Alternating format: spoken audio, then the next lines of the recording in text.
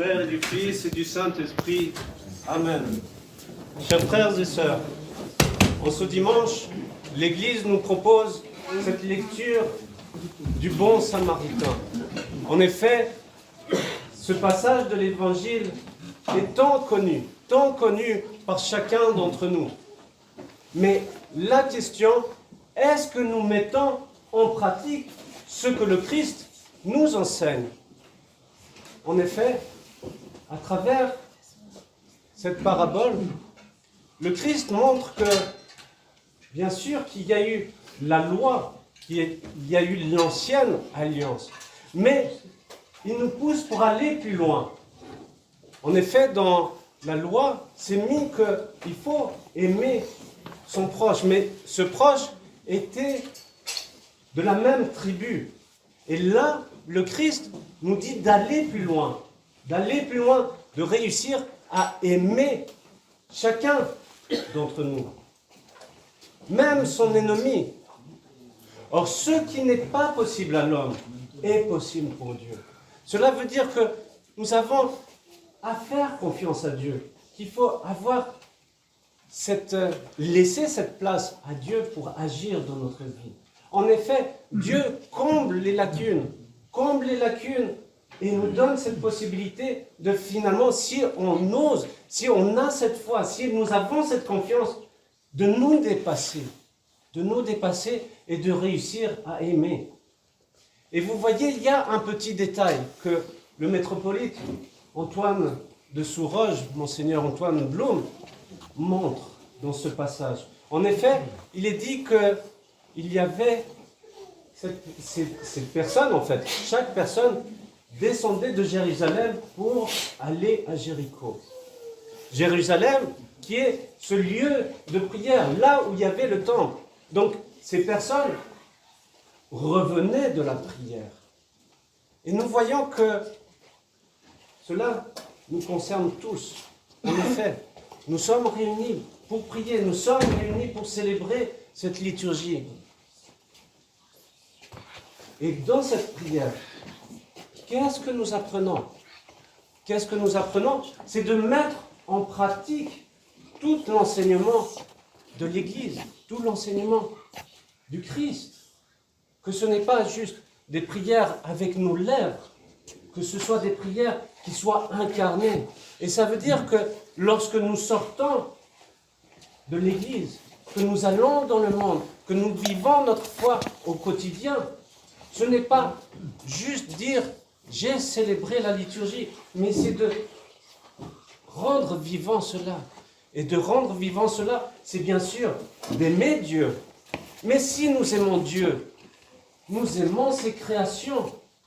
Ça veut dire que lorsque nous sortons, qu'est-ce que nous faisons pour être des témoins de cet amour de Dieu? Ce n'est pas si compliqué que ça. C'est juste de réussir à aimer, de faire un petit signe d'amour, un geste d'amour pour notre prochain.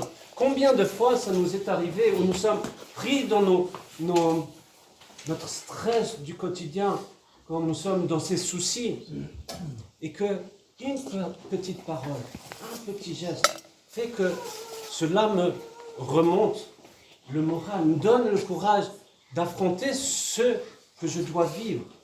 Alors nous aussi, nous pouvons être celui qui peut amener un peu de tendresse, un peu de soulagement dans la vie de mon prochain.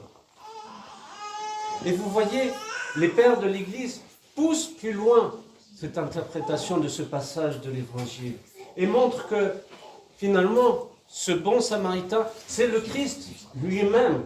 C'est le Christ lui-même qui est venu pour nous aider, pour nous sauver, pour nous guérir, afin de nous montrer le chemin à suivre. Et que, en fait, quand il pose ce Samaritain sur sa monture, en fait, nous voyons que c'est le Christ qui nous porte chacun d'entre nous. Et souvent, dans nos moments les plus compliqués, les plus difficiles, on se dit, mais où es-tu, mon Dieu? Quand j'ai besoin de toi, où es-tu? Et pourtant, c'est à ce moment-là qu'il nous porte et nous tend cette main pour nous aider, pour nous conduire. Et il nous conduit jusqu'à son Église. En effet, l'auberge représente l'Église. Et que le vin et l'huile, ce sont les sacrements. Ça veut dire que notre foi ne peut pas vivre en dehors de l'Église. Que nous avons besoin de l'Église, que nous avons besoin des prières de l'Église, que nous avons besoin des sacrements de l'Église, qui sont là pour nous soigner, qui sont là pour penser nos blessures. Et que le Christ reviendra. Reviendra. Comment est-ce que nous serons quand le Christ viendra? C'est là où nous devons prendre conscience que nous avons à nous préparer à cette rencontre. Comment nous nous préparons? C'est justement à travers la patience, à travers l'humilité et avec l'amour.